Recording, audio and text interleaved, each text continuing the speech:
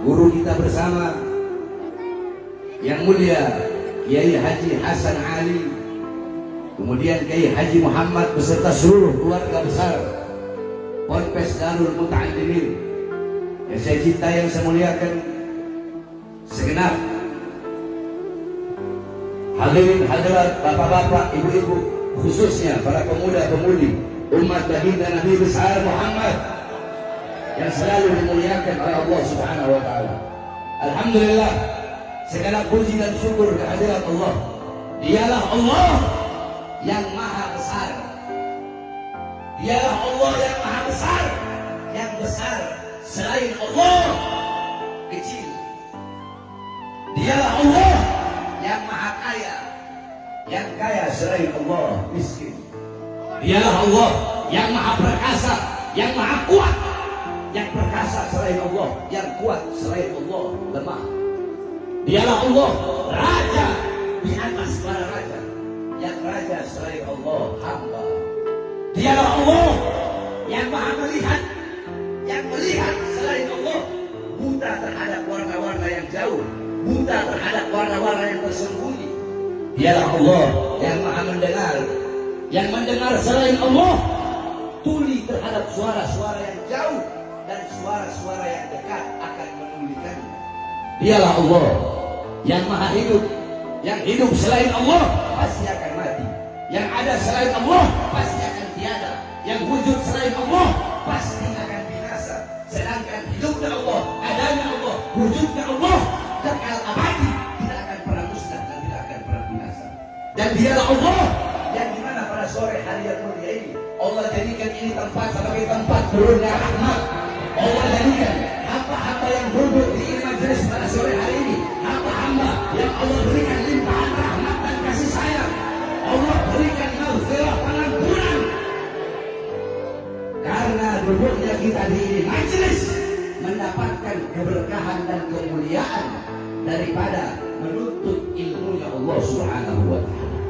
Saudara-saudara sekalian yang dimuliakan oleh Allah, Sayyidina Umar bin Khattab radhiyallahu anhu, beliau mengatakan, Inna Allah lam yahluk fi wajhi al-'abdi turaban afdal min majlisil ilm.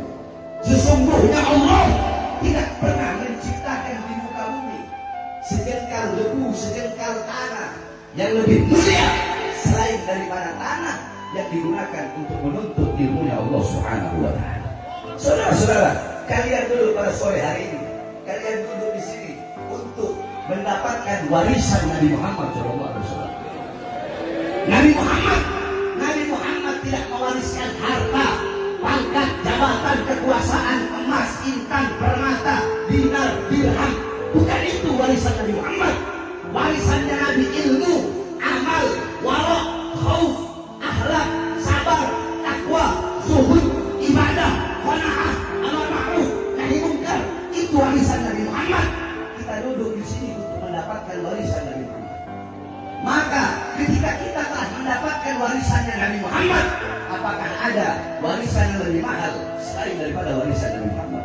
Apakah ada warisan yang lebih bermanfaat bagimu dunia akhirat, yang lebih berharga bagimu dunia akhirat, yang lebih membuat engkau bahagia dunia akhirat, yang lebih membuat engkau selamat, yang menyelamatkanmu dunia akhirat, yang membahagiakanmu dunia akhirat? Apakah ada warisan yang lebih dari itu selain daripada warisan baginda Nabi besar Muhammad? Saudara, jangan kalian pikir kalian duduk di sini baca maulid, baca sholawat sama Nabi, merayakan Isra Mi'raj Nabi, itu akan menambahkan kemuliaan Nabi. Tidak. Kita duduk di sini memuliakan Nabi. Kemuliaan Nabi Muhammad tidak bertambah, tapi kita yang menjadi mulia karena telah memuliakan Nabi Muhammad SAW. Alam tara jildal haqira mugabbalan bisaqafi lama ansara jildal mushafi. Tidak pernahkah engkau melihat, tidak pernahkah engkau mendengar kulit-kulit yang tidak berharga, kulit-kulit yang tidak bernilai? Kulit-kulit itu dicium oleh bibir-bibir, dicium oleh mulut-mulut, ketika kulit itu menjadi sampul daripada ayat suci Al-Quran. Contoh, saya punya kambing. Kambing ini saya potong, kulitnya saya keringkan. Setelah saya keringkan, ini kulit kambing saya bagi menjadi dua.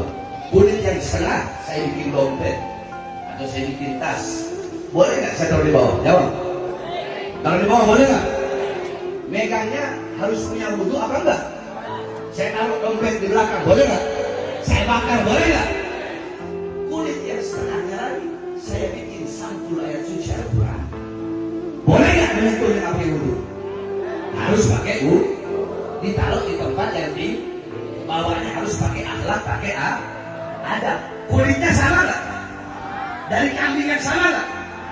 Tapi kenapa ketika kulit itu yang satu dibikin dompet, yang satu dibikin sampul ayat suci Al-Quran, perlakuannya berbeda?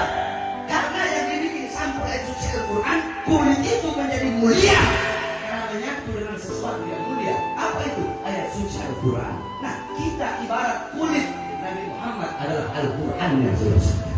Kita menjadi mulia karena kita telah memuliakan baginda Nabi besar Muhammad. Bukan kita memuliakan Nabi terus kemuliaan Nabi bertambah. Nah, kemuliaan Nabi tidak akan bertambah. Karena kalau kemuliaan Nabi bisa bertambah, berarti kemuliaan Nabi juga bisa berkurang, saudara-saudara. Kemuliaan Nabi Muhammad sekalipun lautan menjadi tinta, pohon menjadi pena, dipakai untuk menggambarkan dan melukiskan kemuliaan Nabi. Laut jadi tinta, pohon jadi pena, tidak akan sanggup melukiskan kemuliaan baginda Nabi besar Muhammad. Maka kalian dulu pada sore hari ini menjadi mulia karena memuliakan Nabi, menjadi agung karena mengagungkan Nabi. Kalian dipuji oleh para penduduk langit karena kalian duduk di sini memuji baginda Nabi besar Muhammad. Saudara-saudara, singkat, kita duduk di sini untuk mengenal satu peristiwa yang mulia, satu peristiwa yang agung, satu kejadian yang luar biasa, perjumpaan antara hamba dengan Tuhannya, perjumpaan kekasih dengan kekasihnya, perjumpaan seorang makhluk yang paling mulia dengan Khalik penciptanya, yaitu perjumpaan Nabi Muhammad dengan Azizul Wahhab bila hijab. Nabi Muhammad berjumpa dengan Allah tanpa ada sedikit pun penghalang. Saudara-saudara, ini pesantren Darul Bukaan ini akan saya kasih kepada khusus para santri-santri yang ada di sini. Saya sebelum membahas sesuatu pasti saya punya maroji. Maroji itu sandaran, saudara-saudara. Nah, dikatakan man arada taqadduma fa'alaihi bi kutubil mutaqaddimin, faman arada ta'akhura fa'alaihi bi kutubil mutaakhirin. Siapa orang yang ingin maju pemikirannya, keilmuannya, kalian ingin terdepan dalam masalah ilmu, maka berpegang teguhlah kepada kitab-kitab ulama-ulama salaf terdahulu. Nah, ada beberapa kitab-kitab yang menjelaskan tentang Isra wal Mi'raj. Karena kalau saya mau jelasin Isra wal Mi'raj sampai besok malam tidak bakal kelar, saudara-saudara. Jadi saya sebutkan kitab-kitabnya. Nah, nanti saya akan jelaskan intisari, lubang daripada Isra wal Mi'raj. Dalam kitab As-Siraj Al-Wahhaj fi Haqaiq Al-Mi'raj, karangan Al-Imam Abu Ishaq Muhammad bin Ibrahim An-Nu'mani Asy-Syafi'i. Kemudian ada kitab Al-Mi'raj, karangan daripada Imam Abdul Karim Al-Qushairi. Kemudian ada kitab Ar-Risalah fil Mi'raj, karangan Al-Imam Abdul Hasan Ali bin Muhammad Al-Lakhmi. Kemudian ada kitab Ayatul Kubra fi Syarah Qissatil Isra, itu karangan Al-Imam As-Suyuti.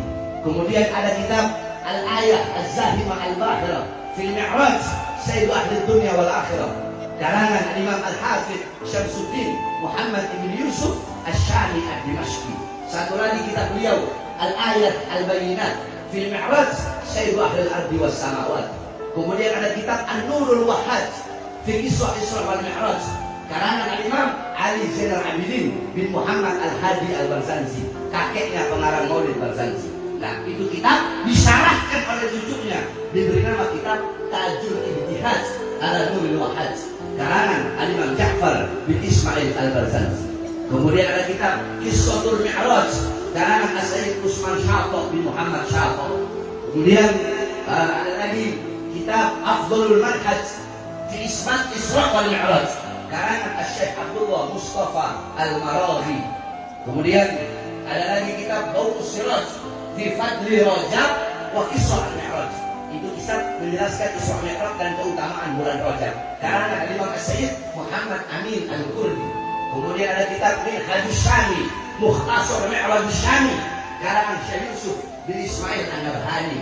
Kemudian ada kitab Qissatul Mi'raj, karangan Imam Najmuddin Al-Ghaiti yang dihasyiahkan oleh Imam Ahmad Abil Barkat Ad-Darwir diberi nama kitab Hasyiah Ad-Dabir. Kita orang biasanya kalau pesantren salaf itu maksudnya kita orang itu pesantren yang nggak ada sekolah, dunia belajarnya agama terus. Itu kalau bulan Rajab kita orang pasaran itu kayak saya sama santri semua. Nah, kita orang nantangin kitab Hasyiah Ad-Dabir. Imam Ahmad Abi Barkat. Kalau di Jawa Tengah apa? Kilatan. Kalau bulan Rajab kita orang biasa hantaman Bukhari sama nantangin kitab Hasyiah Ad-Dabir. Kemudian masih banyak lagi kitab-kitab menjelaskan Isra wal Mi'raj. Ada kitab Nailul Muna wal Ghaya As-Sa'ud fil Isra wal Mi'raj Nabi al-Mukhtar ar-Rasul karangan Imam Muhammad bin Ja'far al-Kattani. Kemudian ada kitab Al-Mi'raj An-Nabawiyah karangan Syekh Hasan Asy-Syati. Kemudian ada kitab Bulan Ad-Dibaj Al-Matruza fil Isra wal Mi'raj karangan Imam Ahmad bin Muhammad Ar-Rahwani At-Tatwani.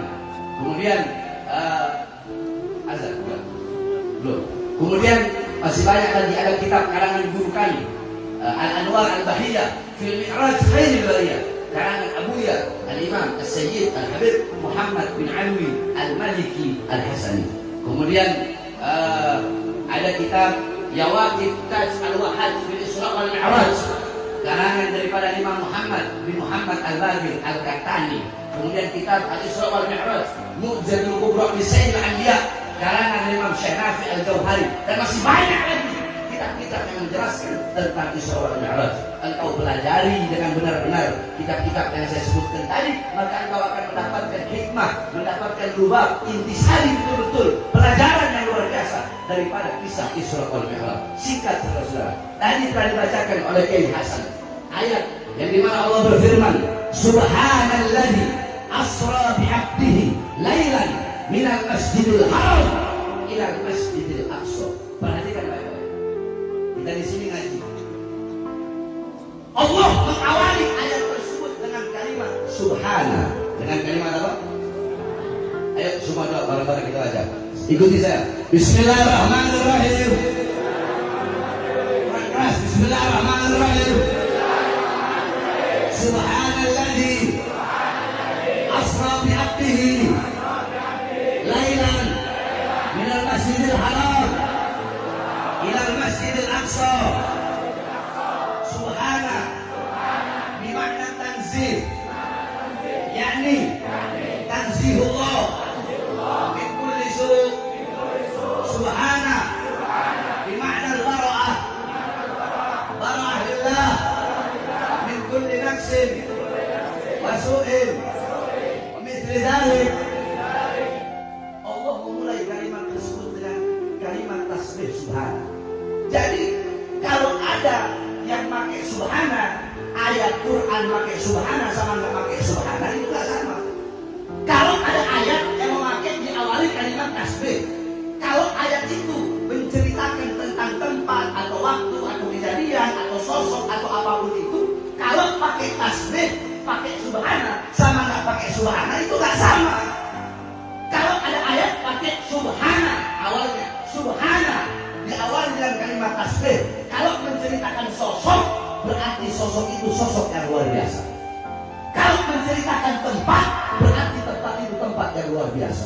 Kalau menceritakan kejadian peristiwa, berarti kejadian peristiwa itu bukan yang biasa, tapi kejadian dan peristiwa yang luar biasa. Kenapa? Karena diawali dengan kalimat tasbih. Paham?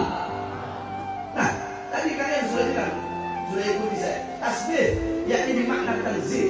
Tasbih itu maknanya mensucikan Allah, mensucikan Allah dari segala kekurangan, dari segala keburukan.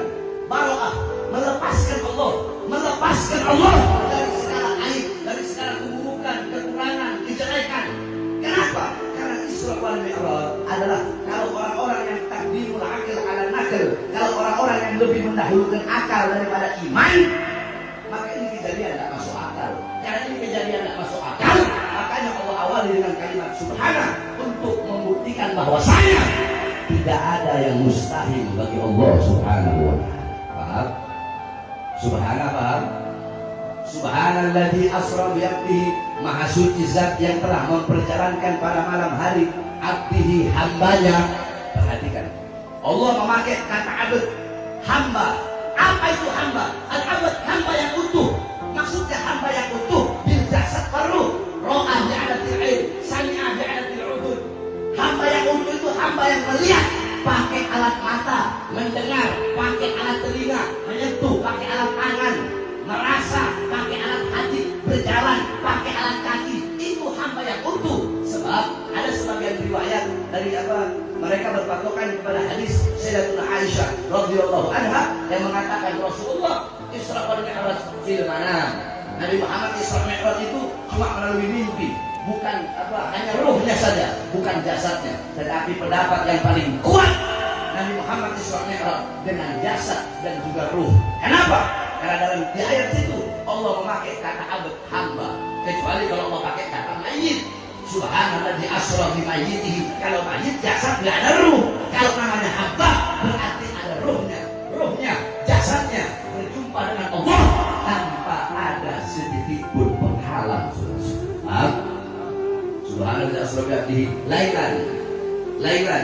Lailan di situ memakai isim nakiro. Ya.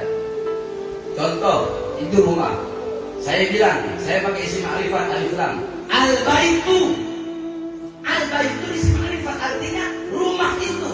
Itu rumah warnanya putih, itu rumah 2 tingkat, gentengnya warna coklat, dalam rumah itu ada ini. Tapi kalau saya bilang baitun dengan tanda tanwin, rumah itu warna apa? Rumah itu gentengnya di mana? Rumah itu terbuat dari apa? Dalam rumah itu ada siapa? Nggak tahu. Nah, kenapa Allah pakai lailan? Bimakna taklil fi muddatil isra. Maknanya untuk penyedikitan daripada waktu malam. Allah ingin menunjukkan Nabi Muhammad Isra Mi'raj bukan 1 malam penuh. Sebab kalau al-lail berarti 1 malam penuh. Berarti hanya Allah yang tahu berapa waktu Nabi Muhammad Isra dan Mi'raj berjumpa dengan Allah Subhanahu wa taala. Minal Masjidil Haram. Isra dari Masjidil Haram. Apa itu Masjidil Haram? Tempat yang mulia, tempat yang agung. Sampai dalam hadis Rasulullah mengatakan, "Salatun fi masjidi hada afdal min alfi salatin fi ma siwahu." Salat di masjidku ini, maksudnya Masjid Nabawi, lebih utama daripada 1000 kali salat dibandingkan masjid yang lain. Illa Masjidil Haram, kecuali Masjidil Haram. Salatun fi masjidil haram afdal min mi'ati alfi salatin fi ma siwahu. Salat di Masjidil Haram 100.000 kali lebih utama dibandingkan dengan masjid-masjid yang lain. Ilal Masjidil Haram, ilal Masjidil Aqsa. Dari Masjidil Haram ke Masjidil Aqsa. Apa itu Masjidil Aqsa? Tempat yang mulia, tempat yang agung, tempat yang suci, tempat diikrarkan Nabi Muhammad SAW. Dalam hadis Rasulullah SAW bersabda, "La tushaddu rihal illa ila 3 masajid, Masjidil Hada, wa Masjidil Haram, wa Masjidil Aqsa." Tidak ada bepergian yang lebih utama selain pergi di 3 masjid, Masjid Nabawi, Masjidil Haram, dan Masjidil Aqsa. Nabi Muhammad Allah israfkan dari tempat yang mulia menuju tempat yang mulia. Allah naikkan dari tempat yang mulia menuju tempat yang paling mulia sehingga berjumpa langsung dengan Allah Subhanahu wa taala. Ketika itu saya kalau mau ceritakan gimana Mi'rajnya enggak bakal selesai. Ini waktu sebelum jam 4 harus selesai. Sekarang kita bakal selesai. Nah, intinya saudara, ketika Jibril alaihissalam ditanya oleh Rasulullah, "Wahai Jibril, ayo kau ikut denganku berjumpa dengan Allah." Apa kata Jibril? Kata Jibril, "Wahai Muhammad, wahai Rasulullah, aku tidak akan bisa berjumpa dengan Allah. Aku akan hancur, aku akan musnah, aku akan terbakar, aku akan menjadi abu, hancur lebur. Hanya engkau yang bisa berjumpa dengan Allah." Nabi Muhammad berkata, "Bukankah engkau tercipta dari cahaya, wahai Jibril?" Jibril menjawab, "Ya, aku memang tercipta dari cahaya, tapi aku bukan bagian dari cahaya Allah. Sedangkan engkau Allah ciptakan dari cahaya, dan engkau bagian dari cahaya Allah itu sendiri, sehingga hanya engkaulah yang bisa sampai kepada Allah." Saya tanya, Bapak Ibu tahu matahari? Ini kalau kita mau tamsilkan pakai akal, tahu matahari? Andaikan bumi nyampe ke matahari, hancur nggak bumi? Yang keras, hancur nggak? Planet-planet yang lain, kalau dia mau sampai ke matahari, hancur nggak? Hancur. Yang bisa sampai ke matahari hanya cahaya matahari itu sendiri.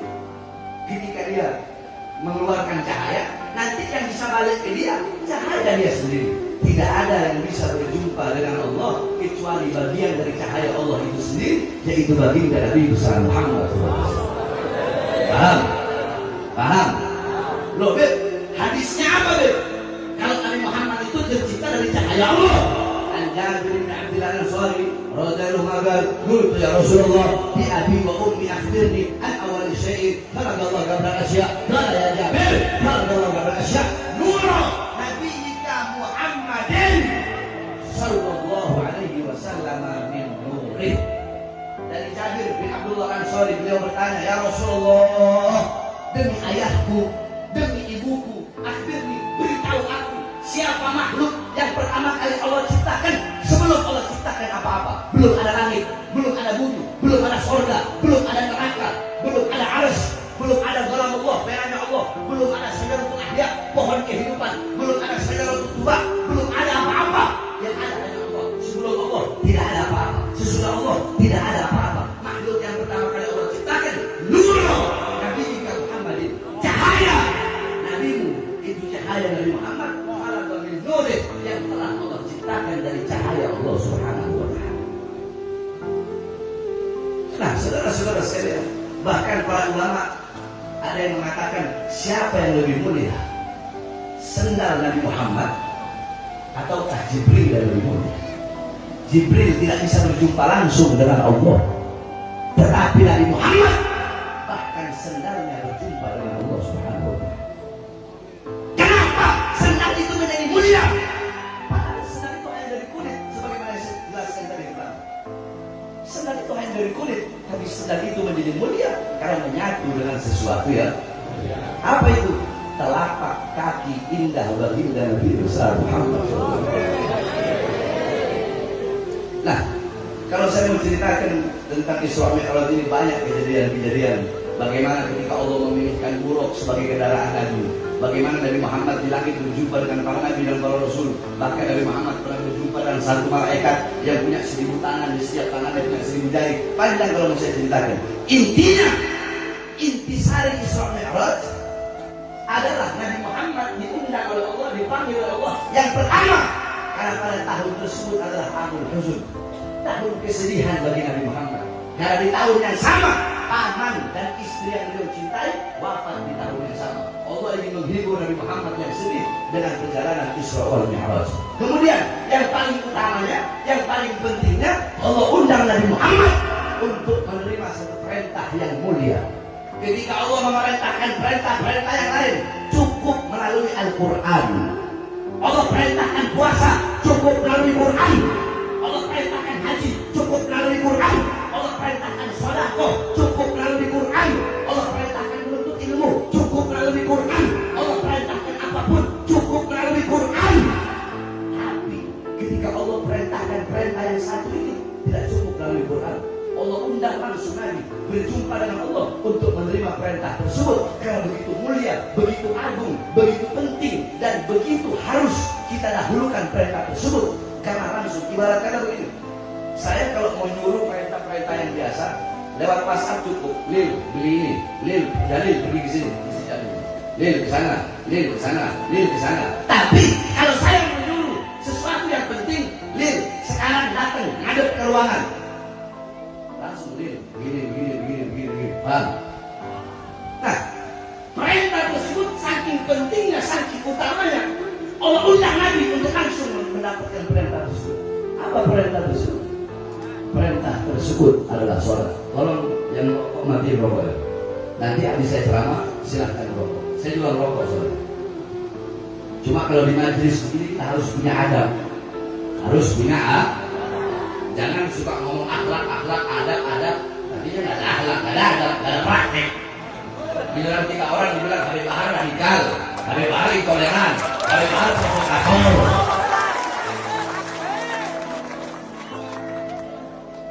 Tolong yang merokok dimatikan.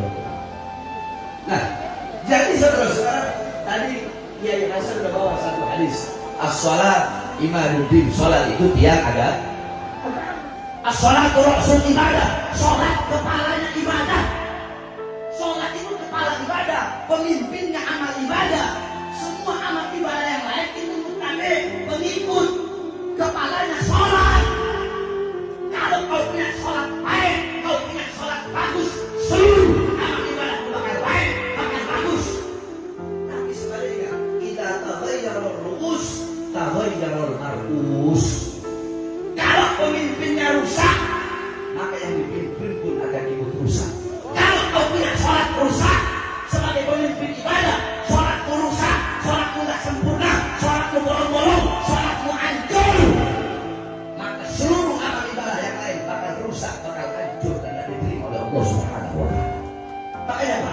punya sholat, perbaiki kau punya sholat, didik kau punya anak-anak. Saudara-saudara, ini sekarang akhir zaman, fitnah di mana-mana, kerusakan di mana-mana. Orang-orang tidak lagi mengenal Allah, tidak lagi mengenal Rasulullah, tidak lagi mengenal Islam. Anak-anak kita, anak-anak kalian, anak-anak kita buta agama, buta Islam, buta Quran, buta iman, tidak kenal Allah, tidak kenal Rasulullah. Anak-anak kita pelacur, anak-anak kita mabok, anak-anak kita judi, anak-anak kita narkoba, bahkan judi online. Bukan hanya di masyarakat yang berada di kota-kota besar, masyarakat di desa-desa, bahkan semua ustadznya, kiainya, habibnya, ada aparat-aparatnya, polisinya, tentaranya, anak-anak mudanya, orang tuanya, semua rata-rata kecanduan judi online. Heran saya, bahas nasrani mulu. Orang bahas judi online, bahas pada laut di Tangerang sana tuh. Betul. Jadi bahas nasrani mulu nggak sampai. Makanya saya udah gak mau melayani tidak. Kenapa gak mau? Iya, terlalu mahal kauman sila untuk melayani golongan perajaan juga.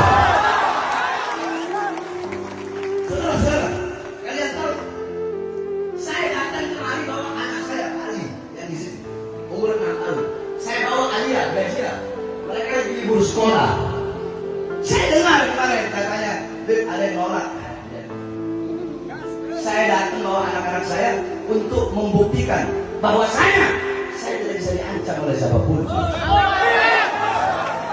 Buktinya apa? Mau diancam, mau turun di jalan. Saya bawa anak-anak saya. Apakah terlihat wajah saya seperti wajah orang yang ketakutan? Terlihat seperti wajah yang terkena ancaman? Tidak. Justru saya sampaikan kepada mereka, saya tunjukkan kepada mereka bahwa saya bawa anak-anak saya anggap ancaman mereka sebagai hiburan untuk anak-anak saya berlibur saja. Bahkan saya tidur nyenyak. Loh, kalian kok bisa tidur nyenyak? Ditolak ini tadi tidur nyenyak. Ya, saya tidur nyenyak. Kenapa? Karena 1 juta teriakan domba tidak akan mengganggu tidurnya seekor singa, saudara.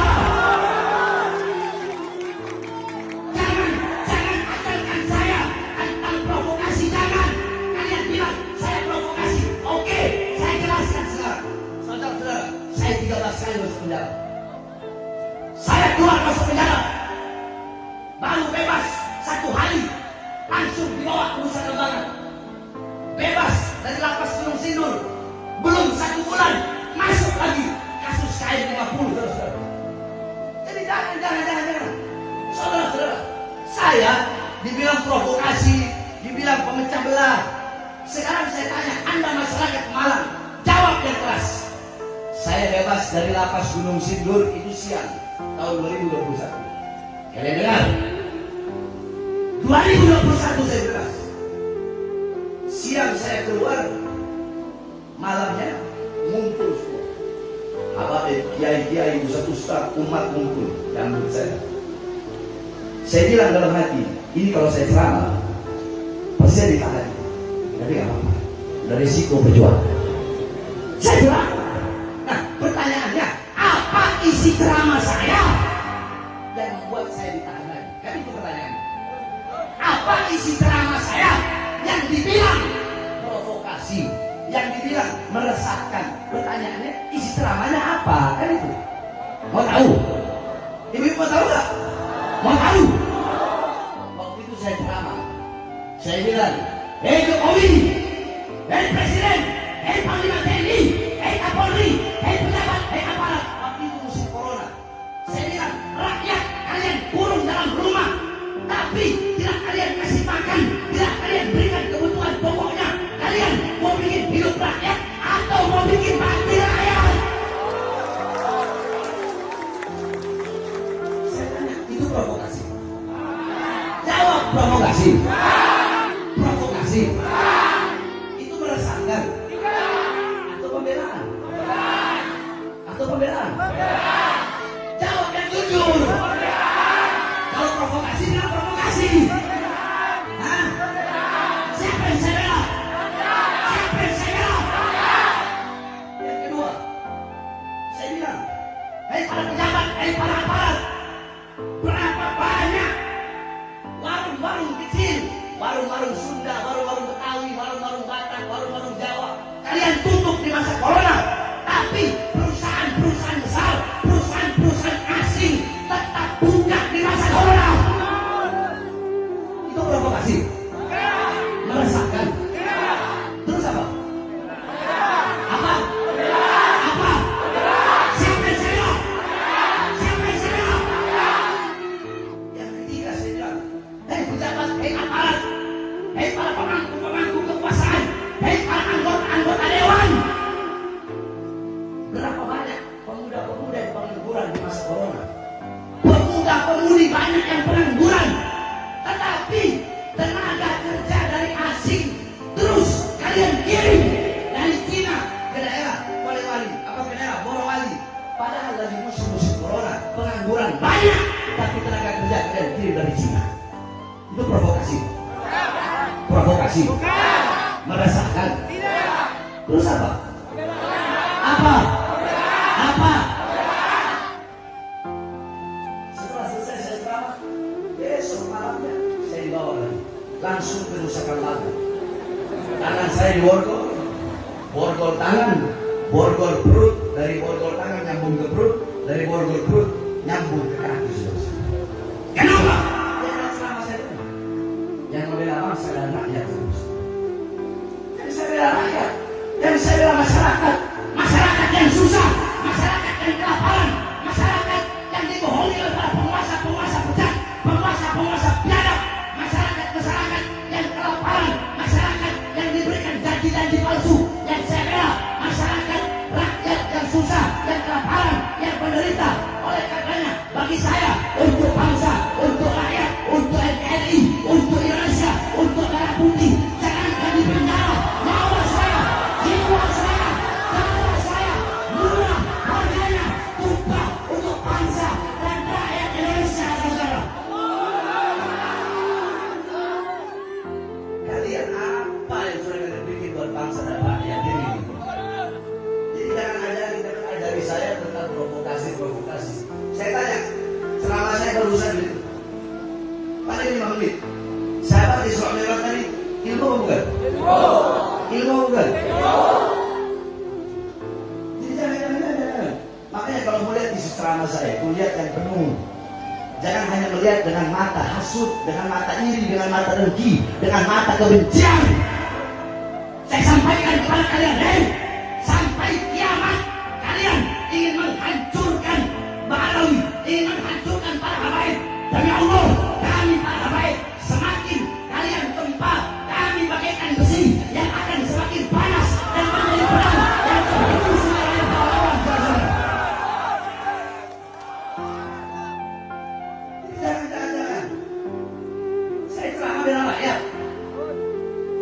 Tanggal 20 Oktober, pas pelantikan Prabowo, saya ceramah di Lampung, saudara-saudara.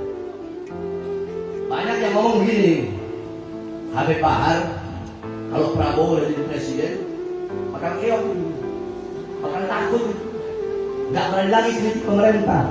Banyak yang ngomong. 20 Oktober, pas pelantikan Prabowo, apa saya bilang?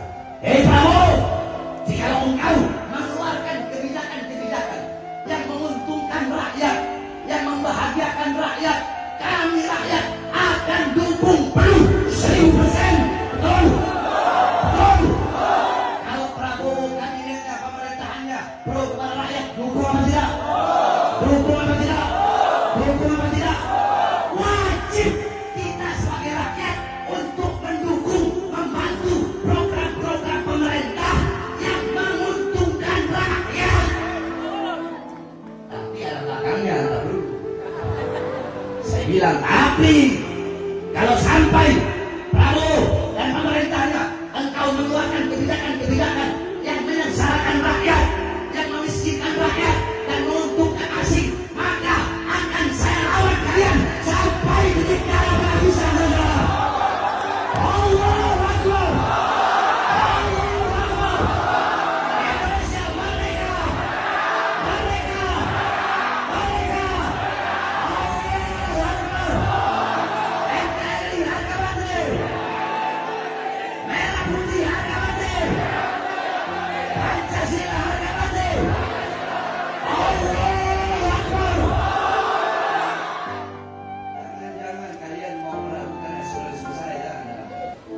Jangan. Kayak ayam jangan ngajarin ayam. Musola jangan ngajarin masjid.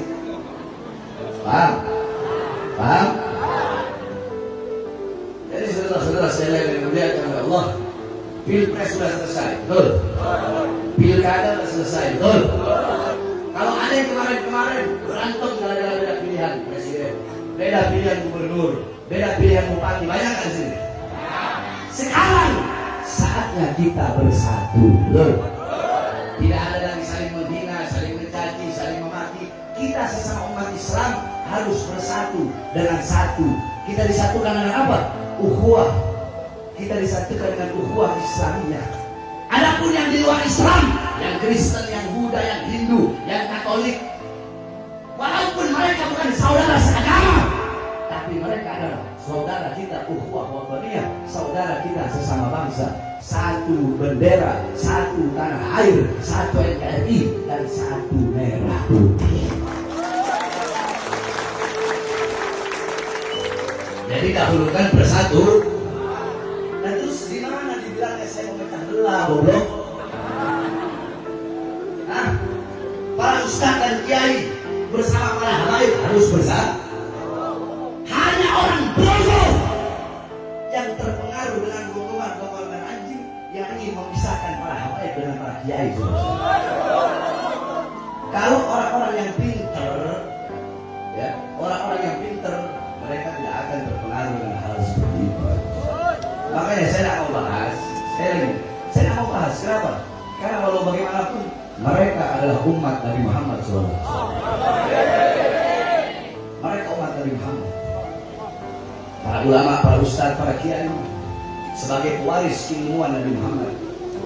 Para habaib sebagai pewaris darah daging Nabi Muhammad harus bersatu untuk sama-sama mengayomi umat, bukan untuk membuat perpecah belahan antara umat, saudara. Betul? Jadi kalau tanya Bet, gimana Bet tentang begal nasab? Kasihan, mereka umat Nabi harus dikasih hati. Betul? Mudah-mudahan Allah berikan hidayah. Mudah-mudahan Allah berikan petunjuk. Tapi ingat, saudara-saudara, saya sampaikan, musuh tidak dicari, musuh datang, haram bahari musuh hari selesai. Dan terakhir sebelum saya tutup, saya berterima kasih kepada Kiai Hasan, Kiai Muhammad, ya, berkat beliau alhamdulillah saya bisa hadir di sini. Saya sudah lama ke Pemalang. Terakhir saya ke Pemalang 2010, sudah lama. Saya terakhir itu dari daerah Tegal, Brebes, Pekalongan, Seragen, sering saya. Cuma dulu. Sekarang udah setiap ada ceramah-ceramah. Terus ini anak-anak di gerakan pemuda Ka'bah. Waktu saya ceramah di Temanggung dulu perang awal. Semua pakai motor aja ini, motor awal ya. Saya masih ingat. Ya, tahun berapa ya? 2016 ya. Di Temanggung mobil ya. Nah, yang awal ini anak-anak gerakan pemuda Ka'bah. Mudah-mudahan anak gerakan pemuda Ka'bah semuanya Allah bermudah harus saya. Dan semua masyarakat yang mengamankan acara ini, yang membantu acara ini, semuanya berkah. Bapak-bapak polisi, bapak-bapak polisi, dengerin. Bapak-bapak polisi, bapak-bapak tentara yang mengamankan ini acara, mudah-mudahan diberikan keberkahan oleh Allah. Mudah-mudahan Allah permudah urusan akhirat kita semua. Tidak kita keluar dari ini majelis, kecuali Allah ampuni dosa-dosa kita yang telah lalu dan yang akan datang, yang tampak dan yang tidak tampak, yang besar yang kecil, semuanya Allah ampuni dosa-dosa kita berkat Nabi Muhammad SAW. Bismillah, Bismillah, Bismillah. Babuna, Amarak Hitahuna, Yasin Sabhuna, Kaf Ya Ain Surat Kifayatuna, Hamim Ain Sinkaf Himayatuna. Fasayakfikahumullah wa huwa samiul alim. Fasayakfikahumullah wa huwa samiul alim. Fasayakfikahumullah wa huwa samiul alim.